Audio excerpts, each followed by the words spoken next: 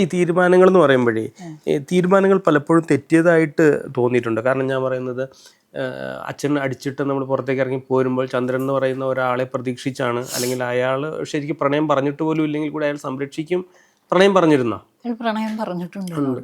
അപ്പൊ അയാളൊരു നട്ടലുള്ള ആളാണെന്നുള്ള വിചാരിച്ചിട്ടാണ് നമ്മൾ അയാളെ പ്രതീക്ഷിച്ച് അറിയിച്ചിട്ടില്ലേ സുബ്രഹ്മണ്യൻ? അയാൾ പറഞ്ഞത് എന്താ വെച്ചാൽ, അയാളും അല്ല, അവന്റെ അച്ഛനും പട്ടാളക്കാരനാണ്, എൻ്റെ അച്ഛനും പട്ടാളക്കാരനാണ്, രണ്ടുപേരെ പേരും രാഘവൻ എന്നാണ്. അപ്പൊ അയാള് പറഞ്ഞു, ഞാൻ അച്ഛനെ പറഞ്ഞു വിടാന്ന് പറഞ്ഞു വീട്ടിലേക്ക്.